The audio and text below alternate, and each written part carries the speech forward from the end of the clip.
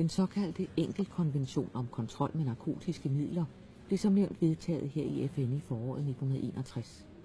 Kort tid efter tiltrådte Danmark konventionen og begyndte at rette lovene til efter konventionen.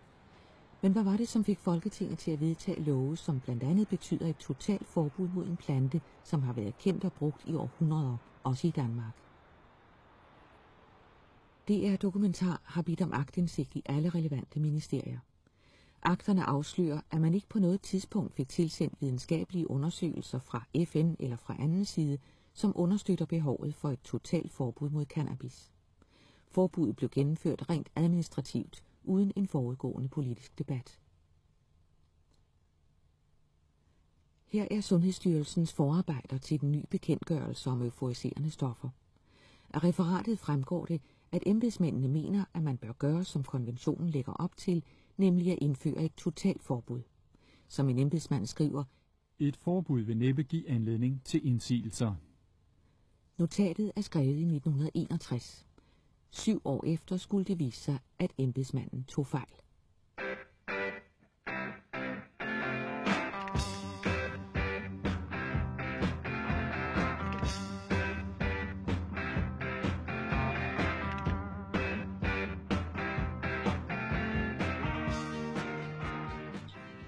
Rygning af den nu forbudte plante blev nemlig en del af ungdomsoprøret i slutningen af 60'erne. Den ældre forældregeneration var skræmt over musikken, tøjet, håret, holdningerne og hashen. Og nu kom debatten om hashen pludselig. Men samtidig var resultatet givet på forhånd. Danmark havde jo i flere år i forvejen besluttet at gøre hash forbudt. Der findes sikkert ikke nogen fagfolk i Danmark, der har virkelig haft mulighed for at betragte de tekniske forhold inden for alt det her, der mener, at det var en god idé at fare så hårdt frem imod cannabis. Det er ikke kommet, fordi nogen har syntes, at det skulle gøres på basis af nogen som helst videnskabelig grund. Det er kommet, fordi det kom med en lovgivning, der eksisterede før problemet overhovedet havde skitseret et behov for en eller anden lovgivning. Peter Schøler var fra slutningen af 60'erne og frem til 80'erne en af regeringens rådgivere i narkotikaspørgsmål. Det samme var Hans Henrik Brydensholt. Han fik som ung embedsmand blandt andet til opgave at udforme narkotikalovgivningen. Beslutningen om en lovgivningsmæssig stramning karakteriserer Brydensholt i dag som et udslag af panik.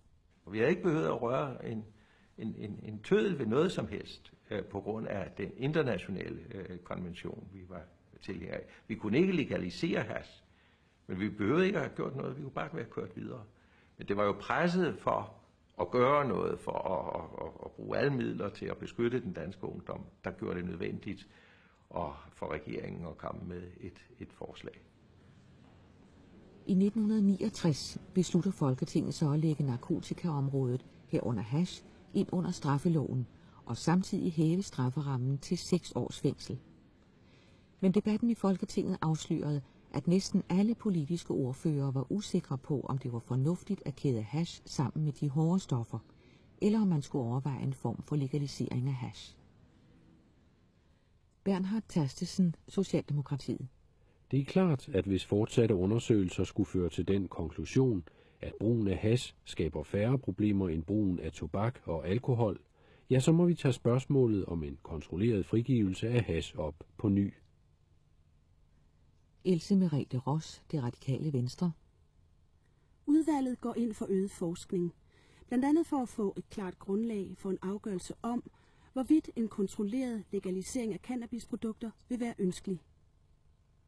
Justitsminister Knud Thestrup, Det Konservative Folkeparti. Jeg er ganske enig i, at det er nødvendigt, at vi får erfaringer, og nødvendigt, at vi hurtigt igen tager sagen op. Usikkerheden førte til, at Folketinget i forbindelse med vedtagelsen af den nye narkotikaparagraf også vedtog, at loven skulle revideres efter 2 år, netop med henblik på at diskutere, om cannabis burde legaliseres.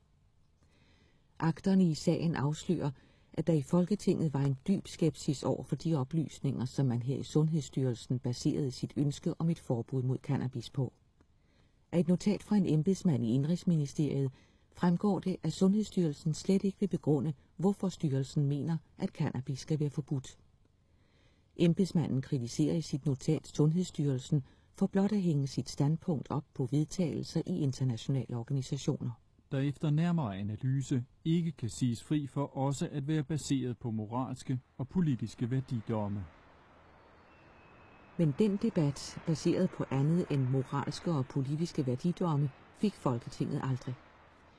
Det skyldes utvivlsomt, at man i Sundhedsstyrelsen valgte en noget speciel fortolkning af de ekspertudtalelser vedrørende cannabis, man selv havde indhentet.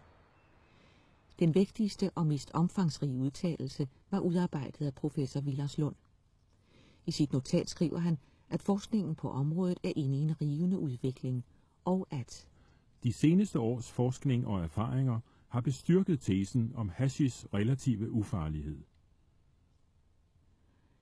Alligevel fastslår Sundhedsstyrelsen over for Folketinget, at det ikke er sandsynligt, at der i en overskuelig årrække vil fremkomme oplysninger, der kan gøre en ændring af den nuværende samfundsmæssige vurdering af cannabis aktuel. Denne vurdering får Folketinget til at opgive den planlagte revision af cannabisforbuddet. Resultatet er, at Folketinget igennem de seneste 25 år ikke har haft en reel debat om det rimelige i en fortsat kriminalisering af cannabis og hampeplanten.